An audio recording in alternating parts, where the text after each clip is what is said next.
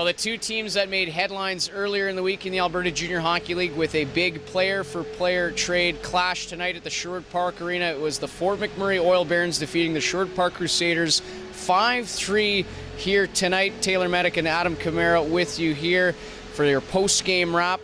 And Adam, lots of buzz around the rink. How will Merida Zitko look in the Fort McMurray Oil Baron colors, and how will Ryan Cox look in the Crusader colors? Both players score in their debut for their respective team. Bit of an asterisk, Ryan Cox played one game for the Crusaders as an affiliate back in 2014-15, but got his first Crusader goal here tonight. Zitko scores for the first time with the Oil Barons here tonight.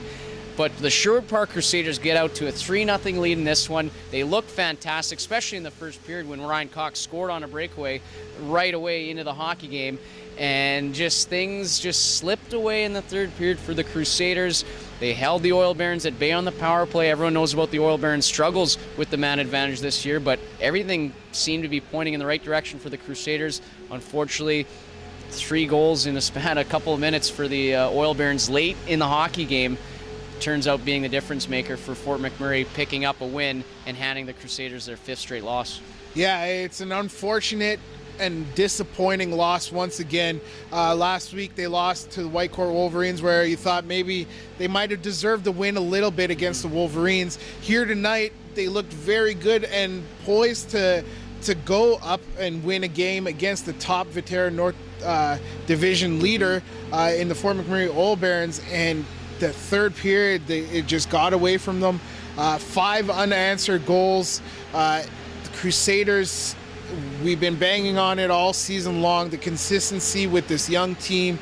You got to learn how to lose before you can learn to win. All those cliches seem to be creeping through for the Sherwood Park Crusaders, Taylor, and they let this one get away from them way too easily in that third period. Josh Deshane looked very good for the Crusaders in the net for the better part of the game, maybe 2/3 of the game, but a couple goals he might have wanted back. Some broken plays from the Crusaders that the consistency with this young team just continues to creep in, and they should have had this game locked down. They were up 3-2 with 5 minutes left in the game, and then Will Conley for the Fort McMurray Oil Barons, the leading scorer, he kind of lost that lead earlier on in the game when former Crusader Merida Zitko got that goal. Will Conley really took over in that third period, got the game-tying goal, got the game-winning goal, and really delivered the win for the Fort McMurray Oil Barons. But, I mean, a lot of this is on the Crusaders just as a team as a whole, letting this game get away from them, Taylor. Yeah, and maybe that might be the saving grace, is that you're your own worst enemy, and if the Crusaders can correct some things, then they could become victors in this one. And hey, they can play with the best teams in the league, that's for sure. There's no doubt about that. We saw that last week with the Whitecourt Wolverines here tonight for the second game against the Oil Barons. Even though Sherwood Park has lost both outings against Fort McMurray this year, they've both been 1-goal games. Once again tonight, a 1-goal game with an empty net. Maybe Spruce Grove has been the only team the Crusaders have had real challenges with that are in the upper echelon of the league. Bonneville as well, but the Pontiac's right around where the Crusaders are in the standings. In terms of the lines being juggled with Zitko being traded, as well as Ryan McKinnon got moved this week to the Camrose Kodiaks, so some different line combinations. The one we liked tonight was Dylan Stewart, William Zapernick, and Jacob Franchak. They did some things to create offense for the Crusaders in this one, and it seemed after Dylan Stewart was scratched from Saturday's game against the Whitecourt Wolverines, certainly took that message to heart and had a good game here tonight with a goal. Yeah, and William Zapernick continues his strong play out on the ice. May not always be rewarded with points, but his effort level out there on the ice for the Crusaders is there. He took his healthy scratch and really applied it to get better and make his team better with his play out on the ice. Dylan Stewart drove hard to the net today, did a good job, got to the dirty areas to get his goal for the Crusaders. That line has been very good since they all kind of have sat out a little bit and looked at the game from a different perspective.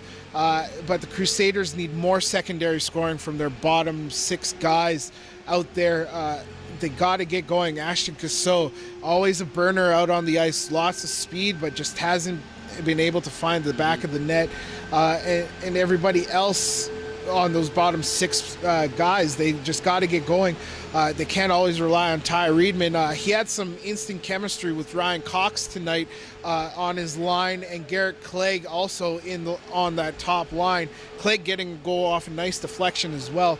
So those top two lines get the offense going, but they couldn't keep it and keep the lead against this Fort McMurray Oil Barons, and that's where the secondary scoring has got to come in for the Sherwood Park Crusaders. I mean, they're getting it off the back end with Tyler Pang, another couple assists here tonight. He's continued to really produce offensively from the back end, where that's what the Crusaders need, but their forward group has got to be a lot better, Taylor. Yeah, that's very well said. You mentioned Clegg scoring on the power play. That was a good goal for him, as well as Ryan Cox, we mentioned, scored for the Crusaders to open up the scoring in this hockey game. So they put this one behind them. It's 5 in a row, but an opportunity to pick up points Sunday in Lloydminster. Once again, the Crusaders just try and build off some good things they did in this hockey game and then go from there.